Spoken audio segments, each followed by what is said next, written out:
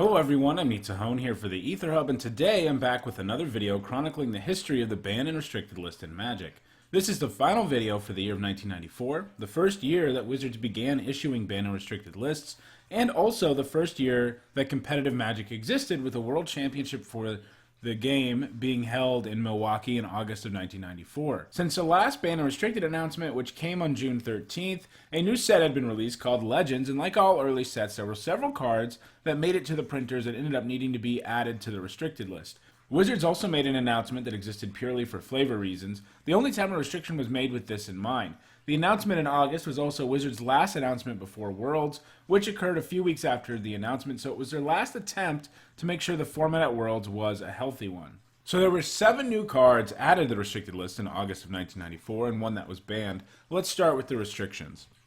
We have Chaos Orb, Falling Star, Mind Twist, Sword of the Ages, Recall, Mirror Universe, and Underworld Dreams that all were added to the restricted list in August of 1994. As I mentioned, there was also a restriction that was made purely for flavor reasons, but we'll get to that later. All but 2 of the cards on this list are from Legends. Chaos Orb and Mind Twist are the 2 that are not, and they were put on the list within 2 months of the set coming out. First, let's go into the circumstances and concerns that led to each of these cards being restricted. First up, we have Chaos Orb, one of the 2 cards added to the restricted list that were not from Legends. Chaos Orb is a super weird card to us today, seeming almost like an unset card because it asks the user to flip Chaos Orb onto the battlefield from a height of at least 1 foot. Then, if the orb turns over completely during the flip, it destroys all non-token permanents it touches. Yeah, weird. We have seen some other cards that were restricted or even banned because they did stupid things to the game, and that's where Chaos Orb falls too. It causes all sorts of logistic issues since the card isn't clear about what the opposing player could do. Some weren't sure if they were allowed to try to move their cards out of the way or things like that. There were also not clear rules about how you could space your permanents, so if you were worried about your opponent having Chaos Orb, you could just group things in such a way that your opponent really had no hope of hitting more than one of your best permanents. Wizards eventually ruled that you couldn't move cards around in response to the orb. Wizards regretted printing this though, although as we'll see they printed another card kind of like it in Legends that we'll get to in a moment. But it's just a weird card because it asks the users to have some manual dexterity, which was really not part of Magic at all except for on these 2 strange cards. They started by restricting Chaos Orb, but it was still a widely played card. It has a powerful effect, it destroys permanents. All 4 decks at Worlds in 1994 ran the singleton copy they were allowed to run, and eventually Chaos Orb would be added to the ban list in 1995. It is on a very short list of cards that is actually banned in Vintage today because it does something that Magic cards just aren't supposed to do. Next we have Falling Star, which was printed in Legends and sort of seems like it was Wizards' attempt at a more fixed Chaos Orb, since the orb could entirely destroy permanents. The star could only damage creatures, meaning it was somewhat limited. It also wasn't colorless, so it wasn't quite as ubiquitous as the orb. It never really saw any play though, but when Wizards chose to restrict Chaos Orb, they decided to take out the star too, and give up entirely on designing cards that had to be flipped over the game board or anything like that. Like the orb, it was banned entirely the next year. Also like the orb, it's still banned in Vintage today, showing you that these 2 cards have no place in any games of Magic, and Wizards really regrets ever printing them. Mind Twist is next. It is the second and final card to be added to the list that wasn't printed in Legends. Unlike the first 2 cards, which were restricted in part because they did such weird things, Mind Twist was restricted for power reasons entirely. It was far too easy to just cast this on turn 4 and put your opponent into top deck mode immediately, and since you just played 1 card that made them discard 3, you're going to be way ahead of your opponent on cards. The card was also being played in a ton of different kinds of decks, and it was far too frequently a big reason that someone won the game. Wizards decided to restrict it, but like Chaos Orb, even restricted the card was too much. 3 of the top 8 decks at Worlds in 94 ran it, and in 1996 Wizards banned the card entirely. In 2000 it was restored to the restricted list in Vintage, where it remains today, while being banned still in all other formats.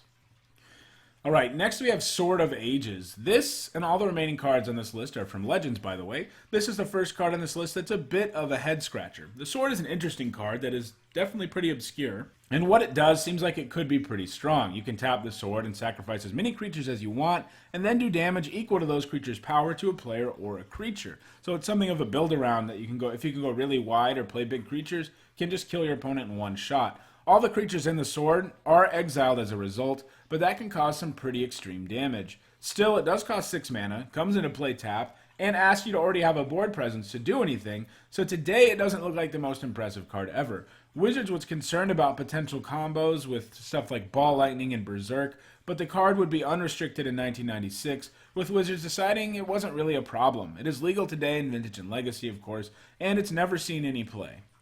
Next we have Recall.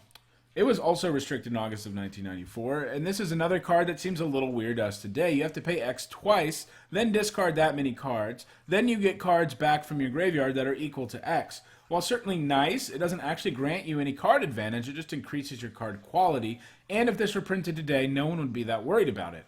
In fact, a way better version of this was recently printed that is a powered up and color shifted version of Recall, and that is Wildest Dreams. Dreams doesn't even make you discard, but it still never saw any play. Oh, it is a nice card for EDH and was good and limited. So why was Recall restricted? In other videos in this series, we have talked about cards that undermine the restricted list itself. Demonic Tutor, Feldon's Cane, and Regrowth, for example. These cards basically made it so that you could use cards on the restricted list more than once, and this is something Wizards wanted to avoid. Recall did this too, even allowing you to return more than one restricted card. Wizards decided to restrict Recall, which amazingly managed to stay on that list for a while. It was eventually reprinted in 5th edition and unrestricted for the relatively new standard format, along with Feldon's Cane in 1996, and it saw a bit of play in that standard format, but it was never overpowered. It remained restricted in Vintage and Legacy all the way until 2003, though, and has never seen play in those formats, even after being unrestricted. Next, we have Mirror Universe, another one that seems like a strange choice. Another expensive artifact with what seems to be a very niche ability, Mirror Universe got restricted anyway. At the time, Wizards seems to have just felt that this was too powerful of an effect. Exchanging life is a big deal, right?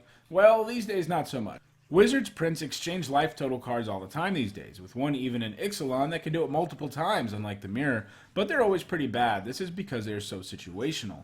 You have to be losing for it to be any good, otherwise it's a useless card, and even if you exchange life totals, the reason you were losing is probably still in place and your opponent is still going to be ahead of you on board.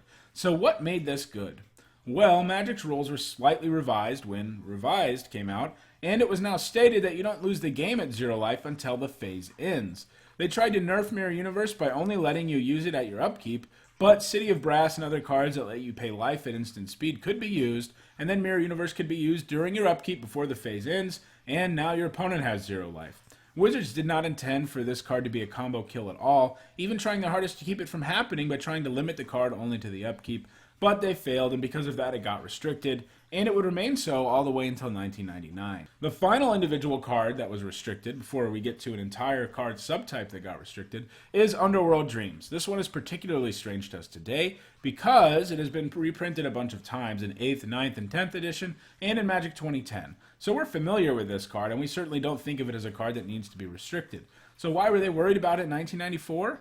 Well, it could be comboed pretty well with cards like Wheel of Fortune and Brain Geyser, cards that made your opponent draw several cards, and I guess because of this potential, they wanted to restrict it. And it remained restricted all the way until 1999. It's still a curious restriction, as this didn't really see any play before or after it was restricted, and still doesn't see any play today, even though it's legal in Modern. So, in addition to restricting these 7 cards, Wizards also restricted all cards with the Legendary type, which had debuted in Legends with this announcement. They did this for flavor reasons, feeling like the unique flavor that Legend was supposed to convey didn't really make sense alongside the fact that you could run 4 copies of what should have been a unique creature.